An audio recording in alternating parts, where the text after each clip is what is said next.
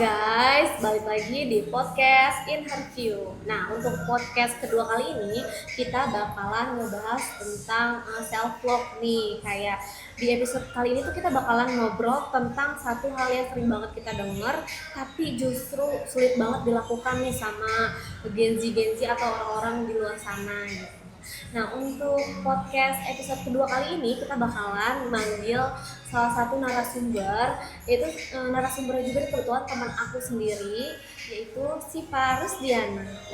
Nah, untuk podcast kali ini kita ngundang salah satu narasumber nih, si Parus Diana. Boleh saya hello dulu dong. Hai, aku Sipa ya, aku temen dia nih. Halo Sipa, gimana nih kesibukannya hari ini? Kesibukan aku gak ada sih, tetap kerja ya kayak biasanya, sama kayak ngampus-ngampus aja sih gitu doang. Oke. Nah, untuk podcast kali ini tuh kita bakalan ngebahas tentang self love nih. Karena kadang-kadang tuh yang kita lihat di media sosial kan banyak banget tuh kayak misalkan kita lagi scroll TikTok orang tuh kayak cantik banget segala macam. Nah, kita kadang suka nggak percaya kan sama diri sendiri. Kadang kayak kita tuh ngerasa tertinggal, kita tuh ngerasa kurang. Intinya tuh kita selalu ngerasa kurang cukup sama diri kita sendiri. Nah, untuk pandangan kamu ini sebenarnya gimana sih tentang kayak self love itu apa gitu ya?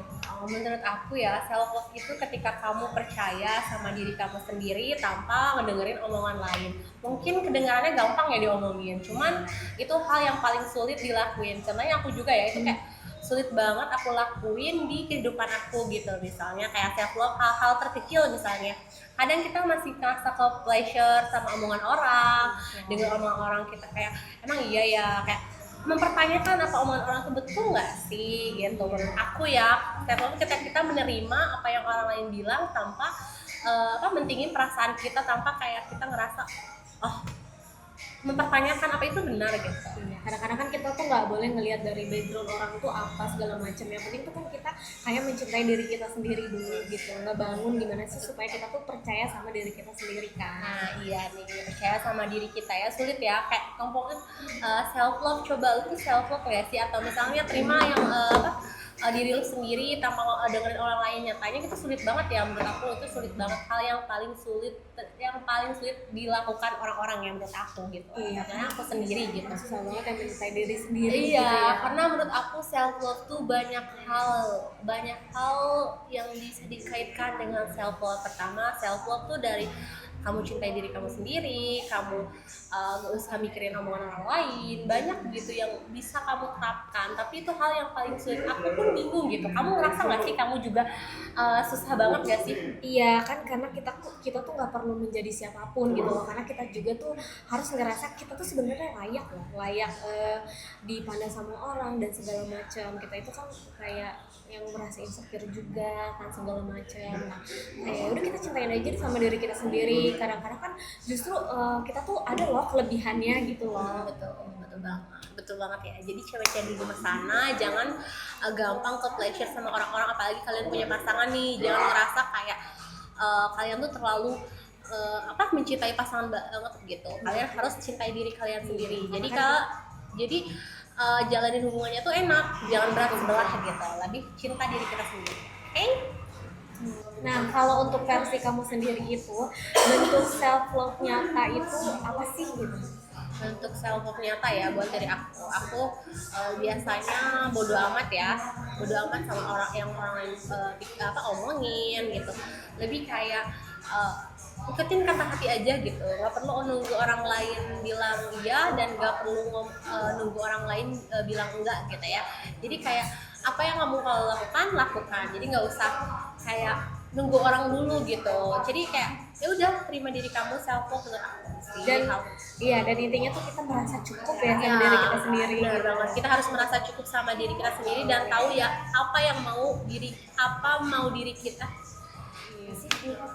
Karena yang diri kita mau gitu. Karena kita tuh bisa upgrade sama kelebihan kita ini loh gitu loh. Karena kadang yang kita punya justru orang lain nggak punya. Jadi itu supaya kita tuh ngerasa cukup dan bisa ngembangin hal-hal yang sebenarnya positif daripada kita harus berkomentar tentang orang lain.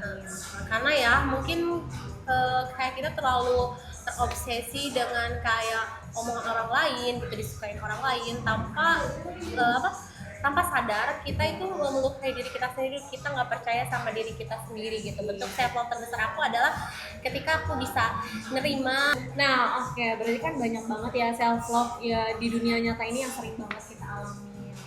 Nah, boleh dimakan dulu silakan. Karena kita Seru ini ya bahasnya.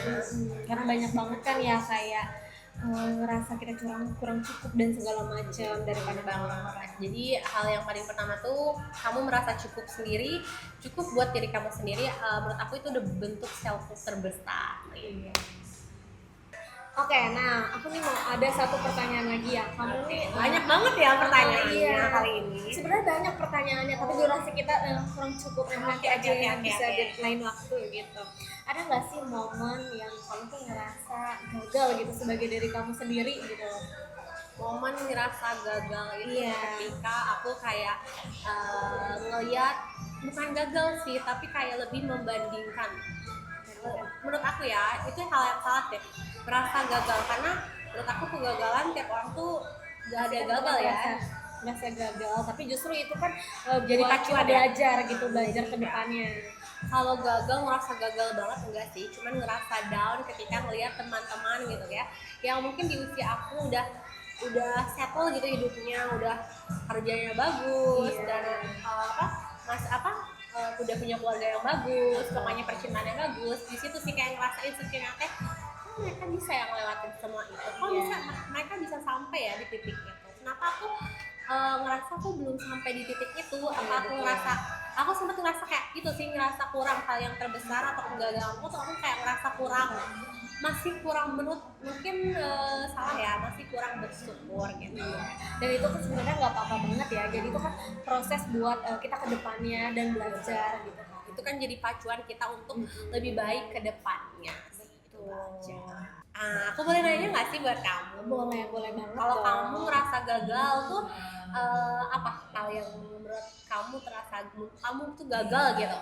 Sebenarnya kan gagalnya orang-orang itu kan bermacam-macam ya, kan kadang-kadang tuh ngelihat postingan orang tuh kayak ngelihat oh orang ini tuh kayak cantik banget ya, gimana ya aku bisa kayak gini segala macam gitu. Tapi kan balik lagi ya, oh ternyata kadang ya kita harus mencintai diri kita sendiri, kita harus menerima gitu sama diri kita sendiri dan apa yang kita punya gitu loh. Karena yang minimal cintai diri kamu sendiri, dan aku mencoba untuk belajar dan upgrade diri aku sendiri sih, untuk kayak mencoba hal-hal baru gitu supaya aku tuh nggak ngerasa aku tuh gagal gitu. Karena kan apalagi kita kan Gen Z ya, banyak banget banyak pleasure ya dari orang-orang, lihat medsos, lihat Iya, TikTok, atau lihat hal apapun Bener, gitu, kayak banyak. ngerasa kok kita kayak gitu.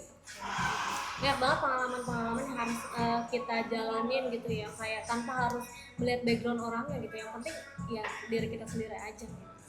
Oke Siva, makasih banget nih kamu udah datang ke sini dan berbagi pengalaman kamu, dan ini tuh sangat menarik banget ya, dan ini tuh juga jadi kayak pembelajaran buat aku nih. Nah, terima kasih banyak ya. Terima kasih banyak nih untuk podcast kali ini di episode kedua ini, dan tungguin lagi podcast-podcast kita menarik dan selanjutnya. Dadah.